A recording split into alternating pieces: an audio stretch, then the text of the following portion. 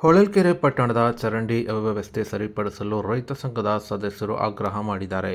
ಇಂದು ಮಧ್ಯಾಹ್ನ 3 ಗಂಟೆಗೆ ರೈತ ಸಂಘದ ಸದಸ್ಯರು ಮಾತನಾಡಿದ್ದು, ಹೊಳಲ್ಕೆರೆ ಪಟ್ಟಣದ ಗಣಪತಿ ದೇವಸ್ಥಾನದ ಹಿಂಭಾಗದ ರಂಗನಾಥಸ್ವಾಮಿ ಪ್ರೌಢಶಾಲೆಯಿಂದ ಹಳ್ಳದ ವೀರಭದ್ರಸ್ವಾಮಿ ದೇವಾಲಯ ಮೂಲಕ ಮಾರ್ಕಂಡೇಯ ಎಂಬುವರ ಮನೆಯವರೆಗೆ ನಿರ್ಮಿಸಿರುವ ಚರಂಡಿಯು ಇಳಿಜಾರಿನಿಂದ ಏರುಗತಿಯಲ್ಲಿ ಇದ್ದು, ಸುಮಾರು 6 ವರ್ಷಗಳ ಹಿಂದೆ ನಿರ್ಮಾಣ ಮಾಡಿದ್ದು ದುರಸ್ತಿಗಾಗಿ ಕಾಯುತ್ತಿದೆ. ಇನ್ನು ದಿನನಿತ್ಯ ರಂಗನಾಥ ಪ್ರೌಢಶಾಲೆಗೆ ನೂರಾರು ವಿದ್ಯಾರ್ಥಿಗಳು ಬರುತ್ತಾರೆ ಹಾಗೂ ಹಳ್ಳದ ವೀರಭದ್ರಸ್ವಾಮಿ ದೇವಾಲಯಕ್ಕೆ ನೂರಾರು ಭಕ್ತರು ಬರುತ್ತಾರೆ. ಇನ್ನು ರಸ್ತೆ ಮೂಲಕ ಚೀರನಹಳ್ಳಿ, ಕಂಬದೇವರಹಟ್ಟಿ, ಆಡನೂರು ಗ್ರಾಮಗಳಿಗೆ ಸಾವಿರಾರು ಜನರು ದಿನನಿತ್ಯ ಸಂಚರಿಸುತ್ತಾರೆ.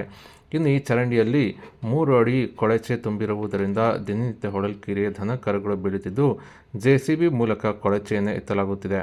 ಇನ್ನು ಶಾಲೆಯ ಮಕ್ಕಳು ಕಾಯಿಲೆಗಳಿಗೆ ತುತ್ತಾಗುತ್ತಿದ್ದಾರೆ. ಇನ್ನು ಘಟನೆಗೆ ಸಂಬಂಧಿಸಿದಂತೆ ಹೊಳಲ್ಕೆರೆಯ ಪುರಸಭೆಯ ಮುಖ್ಯಾಧಿಕಾರಿಗಳಿಗೆ ಮನವಿ ಮಾಡಿದರೂ ಸಹ ಸ್ಥಳಕ್ಕೆ ಭೇಟಿ ನೀಡಿರುವುದಿಲ್ಲ ಎಂದು ರೈತ ಸಂಘದ ಸದಸ್ಯರು ಆರೋಪ ಮಾಡಿದ್ದು, ಹೊಳಲ್ಕೆರೆ ಪಟ್ಟಣಕ್ಕೆ 2 ಬಾರಿ ಸ್ವಚ್ಛ ಸರ್ವೇಕ್ಷಣಾ ಪ್ರಶಸ್ತಿ ಬಂದಿದ್ದು ಯಾವುದೇ ಪ್ರಯೋಜನವಿಲ್ಲದಂತಾಗಿದೆ.